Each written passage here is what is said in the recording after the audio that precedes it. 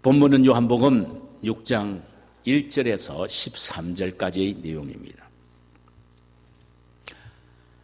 중세 사람들은 말이에요, 포르투갈을 지구의 끝이라고 생각을 했습니다.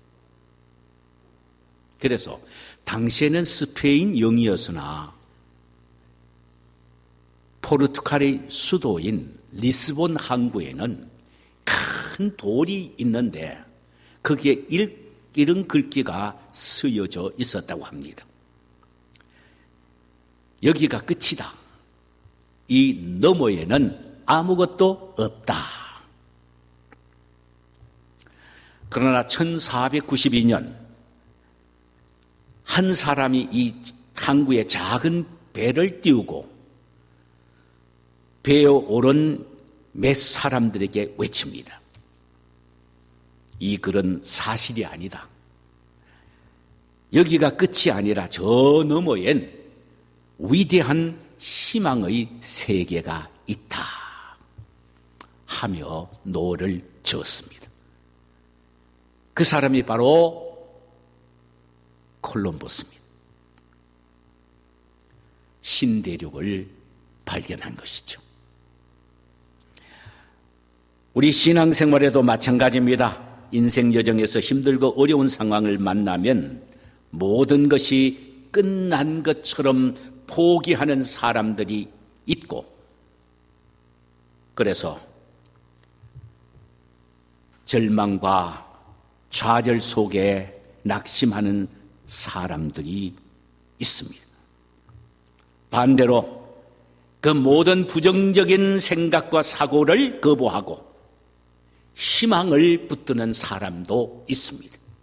그들은 인생 막다른 골목에서 결코 좌절하지 않고 절망하지 않고 새로운 희망의 세계를 바라봅니다. 바로 이런 사람들이 빈 들에서의 기적을 창조하는 사람이요, 이런 사람들이 진정한 하나님의 자녀들입니다. 우리가 인생을 살아가다 보면은 기대하지 않았던 인생의 빈들을 너나 할 것 없이 다 만나게 됩니다. 빈들은 어떤 곳입니까? 먹을 곳이 없는 곳입니다. 마실 물도 없습니다. 나를 도와주는 손도 없습니다. 그야말로 황량한 사막과 같은 외롭고 고독한 상실의 현장이 바로 빈들입니다. 지금 우리 주변에는 인생의 빈들을 만난 분들이 많이 있지요. 아니, 우리 자신이 그러한 곳에 서 있지는 않습니까? 부부간의 사랑도 메말랐고 부모 자식 간의 정도 식어졌고 건강하던 육체도 많이 무너져 있고 경제적으로는 주름이 잡힌 채 피어질지 모르는 그런 답답한 현실과 불투명한 미래를 바라보고 있는 사람들이 있지 않느냐라는 말입니다. 그야말로 인생의 빈들처럼 보여진 그 현장에 서 있습니다. 이때 우리가 해야 될 일이 뭡니까? 절망입니까? 좌절입니까? 아닙니다. 바로 이때 그리스도인들은 희망을 선포해야 합니다. 모든 사람이 좌절하는 바로 이때에 그리스도인들은 기적을 꿈꾸어야 한단 말이죠. 그리고 나는 다시 일어설 수 있다라고 믿음으로 외쳐야 합니다. 할렐루야. 오늘 본문은 우리 모두가 익히 잘 알고 있는 내용입니다. 이 내용은 너무나도 귀중하기 때문에요, 사복음서 마태, 마가, 누가, 요한복음에 다 기록이 되어 있습니다. 예수님이 가시는 곳마다 수많은 사람들이 따라다녔지요. 오늘 본문에 나와 있는 이 환경도 동일합니다. 이곳은 빈들입니다. 예수님을 따라다니면서 복음을 들은 사람은 줄잡아 2만 명이나 넘었을 것이라고 성경학자들은 추측을 합니다. 이들을 수용할 곳이 없어서 주님은 빈 들로 이들을 인도해 나갔었습니다. 주님은 말씀을 전하시니라 시간 가는 줄 모르셨고 무리들은 주님의 말씀을 듣느라 정신이 없었습니다. 어느덧 저녁때가 되었습니다. 예수님은 굶주린 무리들이 너무나도 불쌍하고 걱정이 되셨습니다. 그 순간 어린 소년 하나가 자신이 먹기 위하여 가지고 온 도시락 하나가 있었습니다. 그 속에는 조그만한 물고기 2마리와 보리떡 5개가 들어있었어요. 안드레가 그것을 가지고 예수님에게 왔습니다. 예수님은 그것을 받아 드신 후에 모든 사람을 풀밭에 앉히게 하신 이후 축사를 하고는 제자들로 하여금 무리들에게 나누어 주라고 명령하셨습니다. 제자들은 정신없이 나누어 드렸습니다. 장정만 5,000명이 먹고 12바구니가 남았다는 내용입니다. 여러분, 그 당시에 사람을 계수할 때는요, 아이도 아니고 여자도 아닙니다. 계수에 속하지 않습니다. 단지 장정들만 계수에 속하게 되어 있습니다. 여기에서 먹은 사람의 수가 장정만 5,000명이라 그러니까 이 부녀들과 아이들이 합해지면은 좋게 2만 명은 된다라는 추측이 가능합니다. 바로 이 사건이 오병이어의 사건입니다. 어제나 오늘이나 영원토록 동일하신 우리 주님 예수님은 오늘날에도 우리의 삶의 현장에 기적을 일으키시기를 원하십니다. 주님은 빈들과 같은 우리의 삶에 기적을 일으키기를 원하시는데 여러분 빈들과 같은 삶의 현장에 있습니까? 낙심하거나 좌절하지 말고 주님의 기적을 사모하며 기적을 고대하시기를 바랍니다. 저는 이런 간절한 마음으로 이 말씀을 강단에 올려 함께 하나님의 음성을 듣기를 원합니다. 이 말씀을 나누는 가운데 주님의 기적이 여러분과 저의 가정과 삶의 현장과 심령 속에 넘치게 일어나게 되시기를 주님의 이름으로 축원합니다. 먼저 기적을 체험하기 위해서는 기적의 비결을 발견해야 합니다. 어떻게 하면 기적이 일어날 것인가? 오늘 본문을 통하여 그 기적의 비결을 한번 발견해 보자 이 말입니다. 첫 번째는 장애물을 제거해야 합니다. 주님의 기적을 체험하는 믿음, 기적을 체험하는 기도, 기도를 체험하는 마음의 자세를 갖기 위해서는 그 모든 것들을 방해하는 장애물을 제거해야 합니다. 자, 그렇다면은 오늘 본문에 등장한 방해물, 장애물 제거의 구체적 내용이 뭡니까? 그것은 제자들의 합리적 사고였습니다. 제자들의 합리적 사고. 인간의 이성으로 생각해 봐도 어림없다. 상식적으로 생각해 봐도 이해가 안 간다라는 등등이 바로 제자들이 가지고 있던 사고였습니다. 이런 사고를 가진 대표적인 인물이 바로 오늘 본문에 등장하는 예수님의 제자인 빌립입니다. 예수님은 해가 지고 거기 있는 무리들을 보신 후에 빌립에게 이렇게 물으셨습니다. 빌립아, 우리가 어디서 떡을 사서 이 사람들로 먹게 하겠느냐? 주님의 이 물음에 빌립이 대답합니다. 각 사람으로 조금씩 받게 할지라도 200데나리온의 떡이 부족하니이다. 이것은 아예 예수님의 말씀에 귀를 막아버리는 아주 불신적인 태도입니다. 예수님, 각 사람이 흙이 진 것만 면하게 한다 할지라도 200데나리온이 떡이 필요한데 이 정도의 떡을 살 돈도 없고 돈이 있다고 해도 어디서 이만큼의 떡을 구할 수가 있습니까? 택도 없습니다. 아예 집으로 각각 돌려보내서 집에 가서 그저 먹으라고 하세요.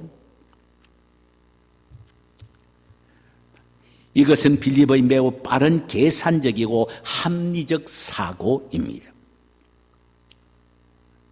도대체 그의 계산의 문제점이 무엇입니까? 그는 군중의 머리를 보아 머리수를 보았지 자신들에게 없는 돈과 빵만 보았지 주님의 전능하신 능력과 권능과 권세는 전혀 보지를 못했다는 말입니다. 자기 앞에 계시는 창조주이신 주님을 보지 못한 겁니다. 옆에 있으면 뭐합니까? 못 보면 끝인데. 그렇잖아요. 군중수만 보았지 떡이 없는 것 그것만 보았지 우주 만물을 창조하시는 예수님을 보지 못한 것입니다.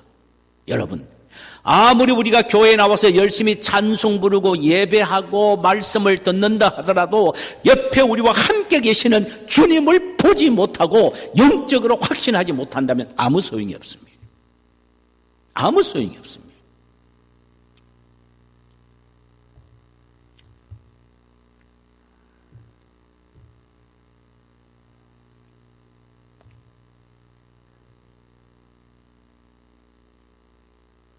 오늘날 대부분 사람들은 빌립과 같은 사고를 가지고 있습니다. 심지어 크리스찬의 머릿속에도 이런 합리적 사고가 가득 채워져 있단 말입니다. 이런 사고를 가지고 있는 사람들이 교회의 지도자로 일한다고 생각해 보세요. 얼마나 답답하겠습니까?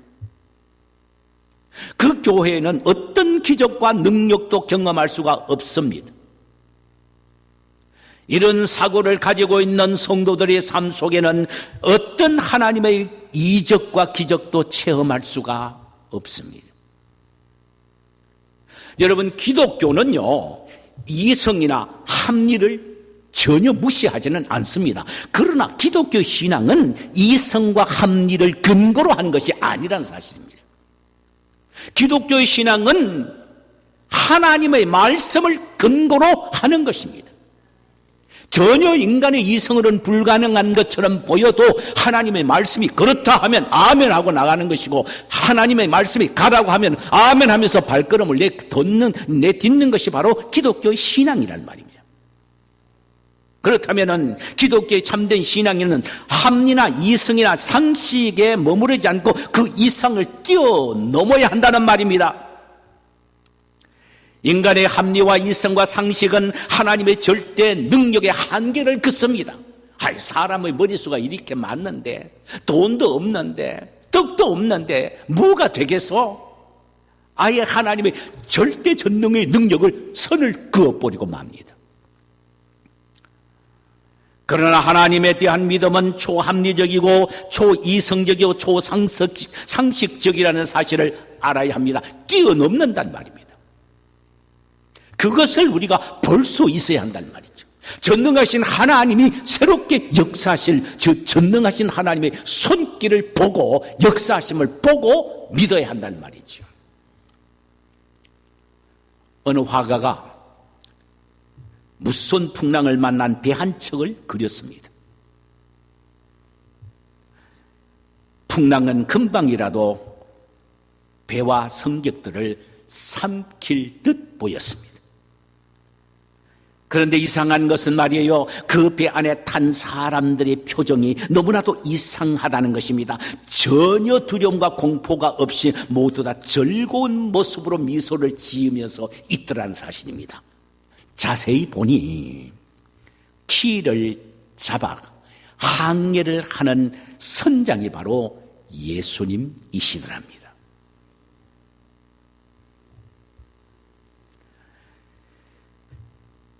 야맹증에 걸린 사람은 눈에 초점이 흐려져서 밤에 길을 걸을 때 자꾸 다른 방향으로 걸어갑니다. 그래서 시궁창에 빠지기도 하고 전봇대에 머리를 부딪히기도 합니다. 그렇다면 우리가 여기서 깨달아야 될 것이 있습니다. 우리의 눈은 언제나 초점을 제대로 맞춰야 한다는 것입니다. 선장, 우리 인생의 선장이 되시는 예수님에게 초점을 맞추고 인생길을 걸어가야 한다라는 말씀입니다. 기독교 신앙은 절망과 어두움에 몰입하는 인생이 아니라 그리스도 예수 안에는 무한한 능력과 소망을 바라보는 삶의 발걸음입니다. 신앙을 가졌다 하면서도 합리와 이성과 상식의 잣대에 매여 사는 사람은 그 어떤 하나님의 능력도 권능도 기적도 체험하지 못합니다. 그러나 철저하게 하나님만 바라보고 나아가는 사람, 하나님만 전적으로 믿고 의지하는 사람, 예수님에게 인생의 초점을 맞추고 살아가는 사람은 그 믿음 때문에 빈들과 같은 황량한 삶 속에서도 기적을 경험할 수가 있습니다.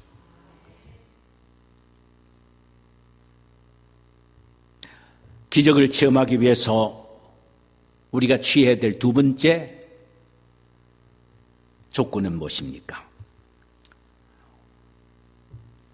주님께 드리는 것입니다. 오늘 본문에서는 음식을 배멀리 먹은 사람의 수요가 줄잡아 2만 명이 넘었다는 사실을 짐작케 합니다. 그 많은 군중들이 먹고도 12바구니가 남는 기적이 일어난 근거는 무엇입니까? 한 아이의 도시락인 보리떡 5개와 물고기 2마리를 예수님께 드렸기 때문입니다. 여기 보리떡이 무엇입니까? 저는 참 보리떡만 생각하면은 옛날 생각이 자꾸 나서 말이에요. 그 면에서 제가 트라우마가 있습니다. 제가 어릴 때는 우리 연세 드신 분 다 아죠. 개떡이라는 걸 많이 먹었습니다. 개떡이 뭐냐 하면은요, 돼지에게 주는 쌀겨나 보릿겨를 부드럽게 빻아서 만든 떡입니다.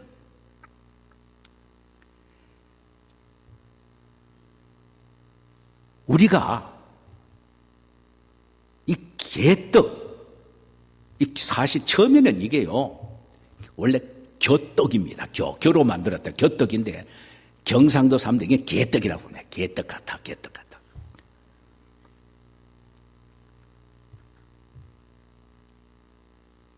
이걸 먹고 자랐습니다.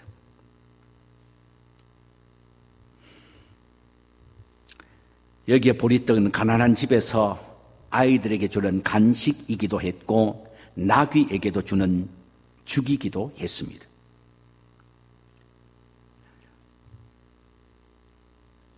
여기 물고기는 뭘 말하냐 하면은요, 헬라 말로 옵사리온입니다. 옵사리온. 이것은 아주 작은 고기를 말하는데 유대인들은 율법에 바닥에서 큰 고기를 잡으면은 그대로 집에 와서 먹습니다. 아주 작은 고기를 잡으면은 물에 놓아줍니다.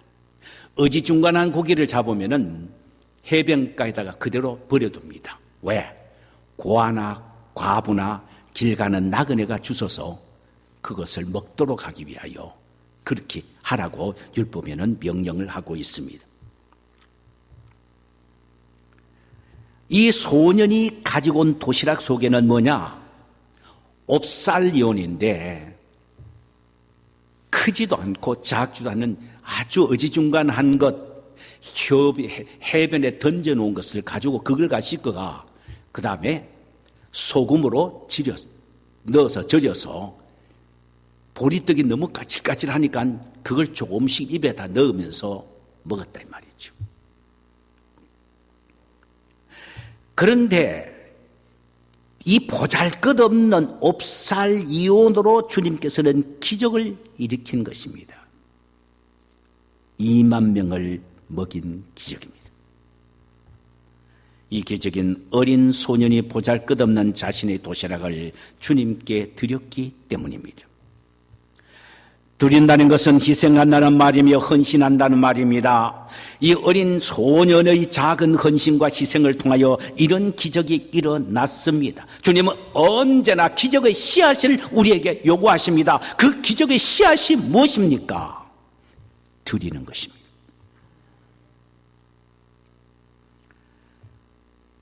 여러분, 기적의 시작은 반드시 커야만 되는 것도 아니고 값비싸야만 되는 것도 아니고 멋있는 것이어야만 되는 것도 아닙니다. 이 아이의 도시락 속에 있는 보리떡 5개와 물고기 2마리, 이것은 정말로 먹을 수 없는, 이것이 바로 5,000명을 먹어도 12바구니가 남게 하는 기적의 씨앗이 되었단 말입니다. 어떨 때야?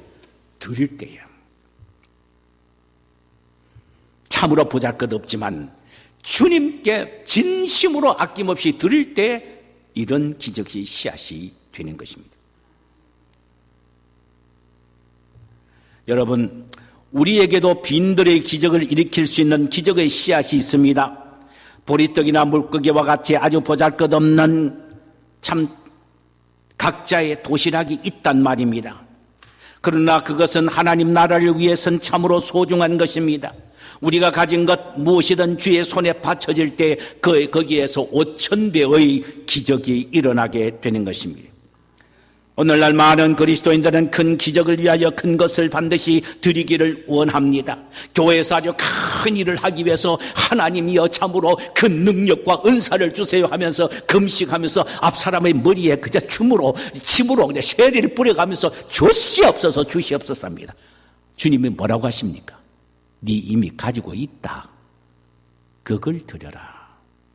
이미 가지고 있다는 것입니다. 네가 가지고 있는 것, 그것을 나에게 달라고 말씀하십니다. 오늘 본문과 병행 구절인 마태복음 14장 18절에는 보리떡 5개와 물고기 2마리를 뭐라고 예수님이 말씀하시냐면은 내게 가져오라 그랬습니다.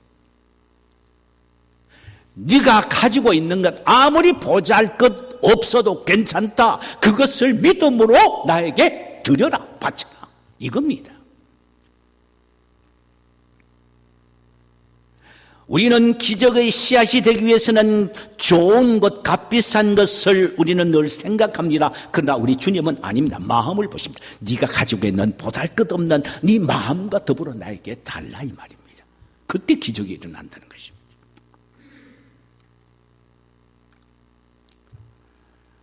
이 어린 소녀는 어머니가 싸준 초라한 도시락이라도 주저하지 않았고 자기에는 소중한 것이라고 하더라도 인색하지 않으면서 가진 전부를 주님 앞에 내놓은 것입니다. 사랑하는 여러분, 내 손에 있을 때는 비록 작은 것이나 주님이 손에 들려지면 큰 것이 되는 것입니다. 사람들이 생각할 때는 작은 것이지만 하나님의 손에 들려질 순간에는 큰 것으로 변해집니다. 그리스도에게 드려 그리스도의 손에 들려질 때 대단한 기적의 씨앗이 되는 것입니다.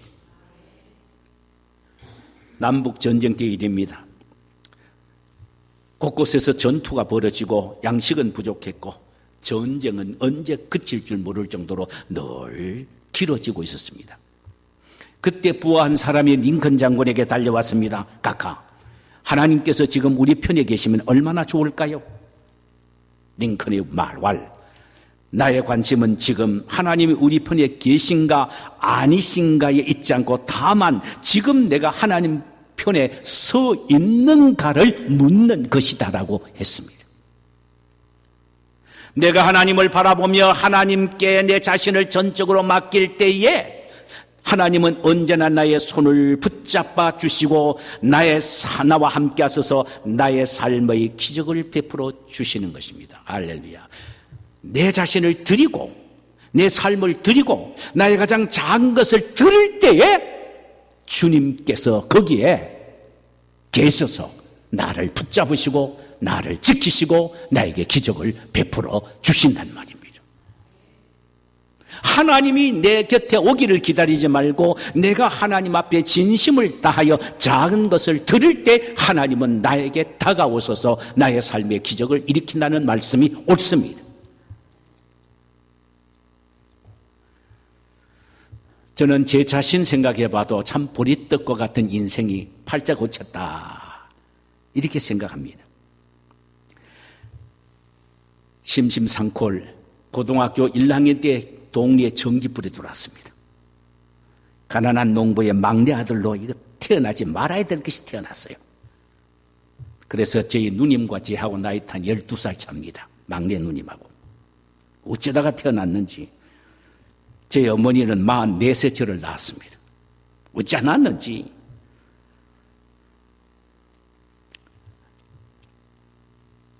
학교에 갔습니다. 입학하러. 선생님이 야, 너는 네 할머니 옆에 앉아라 그랬답니다.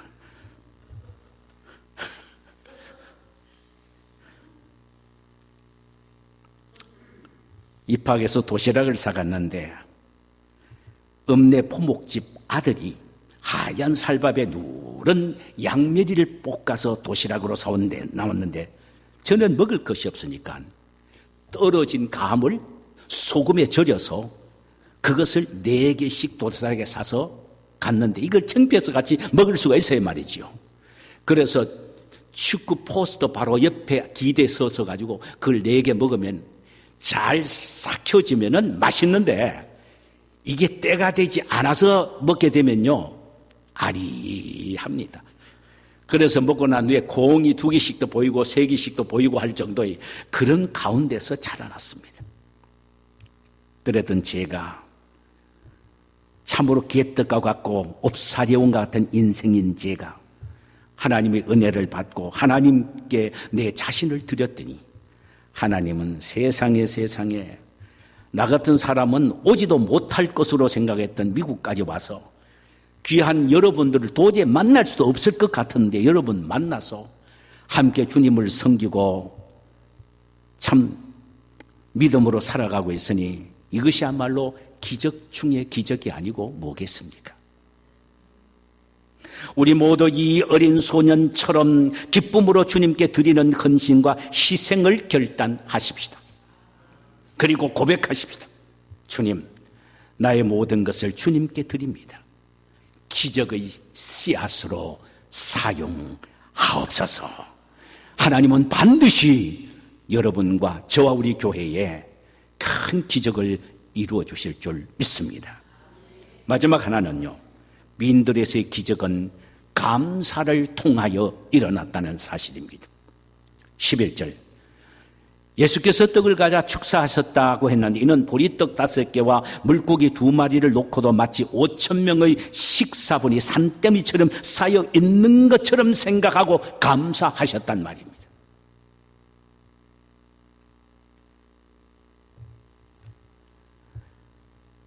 여러분 생각해 보십시다. 어린 아이와 부녀를 빼놓고 5,000명이라고 생각합시다. 광야에 가득하지 않겠습니까? 빈들에. 그런데 보리떡 5개와 물고기 2마리를 들고 감사했다는 건 뭘 의미할까요? 예수님의 눈에는 5,000명이 보이지 않았어요. 보리떡 5개와 물고기 2마리가 이들을 먹이고도 12바구니가 남는 기적을 본 거예요. 기적을 보았다는 사실이죠. 그러니까 어떻게 해요? 감사하게 된 겁니다. 그렇다면 예수님의 감사는 과거에 베풀어 주셨던 은혜에 대한 감사도 아니고 지금 베풀어 주시는 은혜에 대한 감사도 아니고 곧 베풀어 주실 은혜에 대한 감사, 이것은 미래적 감사요, 이것은 갑을 감사요, 이것은 선불 감사인 것입니다.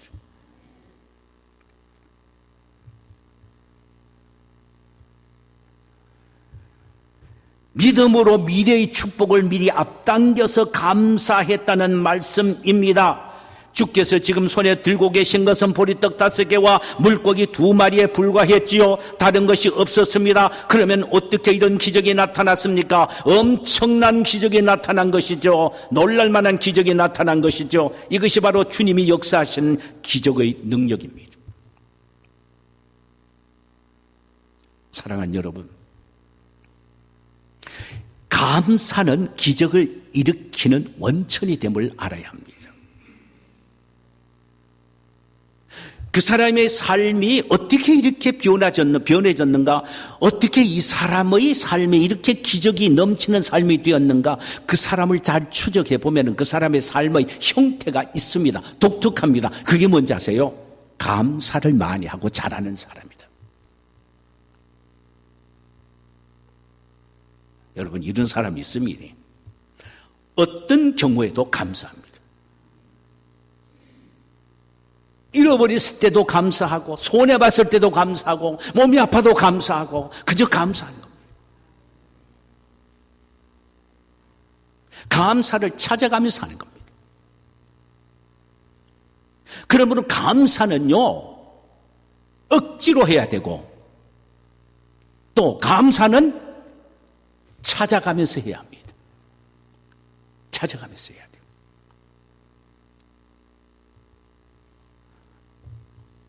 어떤 교회 집사님이 남편을 위해서 10년 동안 기도해 왔습니다. 근데 남편은 완전히 술 고래예요. 술만 딱 먹으면은 인사불성입니다. 그걸 10년 동안 그렇게 해왔습니다. 그런데 부인은 그저 감사합니다. 그저 감사합니다. 감사합니다 하면서 감사를 일관했습니다. 그런데 어느 날이 의심이 딱 생겼어요. 밤 12시가 넘었는데 어떻게 집에 들어왔는지 밖에서 대문을 쾅쾅 손으로 때립니다. 그래서 아이고 이 문디 이제 오는 모양이다 하면서 문을 열어보니까 그대로 쓰러져 버렸어요. 인사불성입니다. 그래서 흑질 이제 끌고 들어오듯이 집에 들어가지고 그 집에다 놓고 옆에 앉아가지고 팔자 타령을 합니다.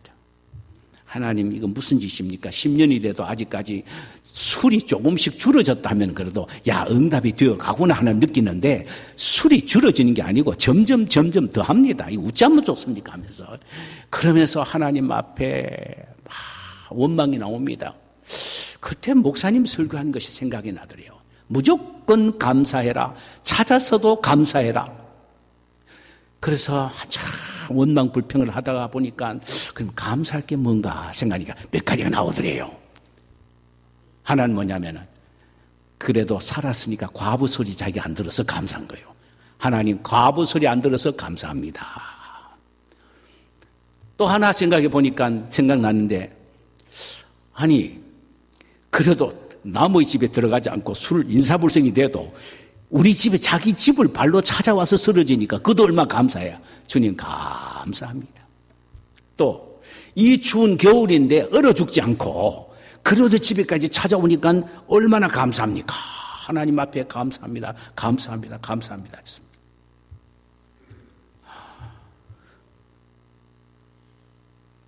그 다음에 또 가만히 생각해 보니까 감사할 게 있더래요. 그 감사할 게 뭐냐니까 그래도 월급을 꼬박꼬박 갖다 주니까 식구들을 굶지 않고 그래 살아가니까 그것도 감사하더래요.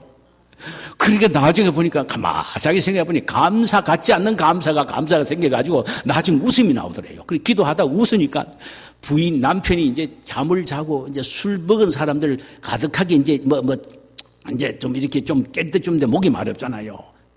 눈을 떡 떠보니까 자기 부인이 옆에서 깔깔깔깔 웃으면서 그저 감사합니다. 감사합니다. 그러더래요. 그래서 여보 당신 왜 그러냐니까 자기가 오늘 기도했던 이야기를 다 했대요. 야 그래 내가 다음 주에 네 위해서 교회 나가줄게. 그래서 그분이 교회 나와가지고 10년 만에 안수 집사가 돼가 15년 만에 장로가 됐대요. 그러니까 감사는 찾으면 나온다 이 말이죠. 감사는 찾으면 나와요. 그 감사를 들을 때 기적이 나타납니다. 보잘것없는 보리떡 5개, 물고기 2마리. 그 무슨 감사할 겁니까? 그런데 감사한 겁니다.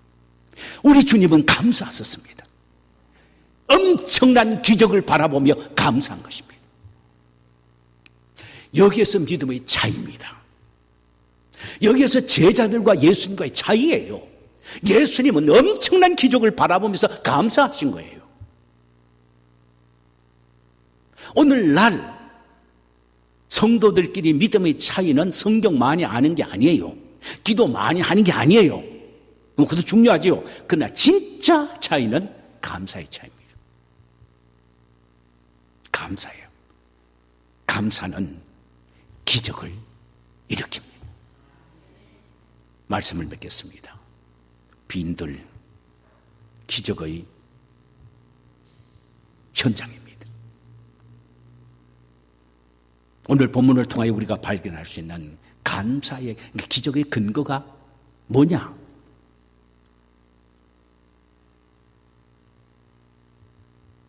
하나님 앞에 감사하는 것입니다.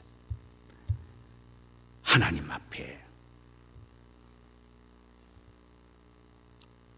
작은 것이지만 드리는 것입니다. 드릴 때에 기적이 일어나는 것입니다.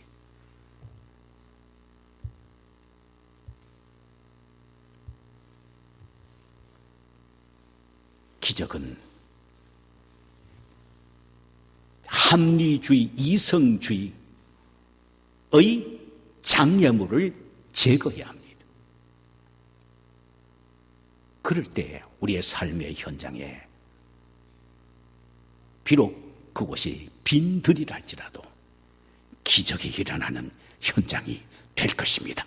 오늘날 그 어느 때보다도 우리 모두에게는 기적이 필요할 때입니다. 기적을 체험하는 우리 모두가 되시기를 주님의 이름으로 축원합니다.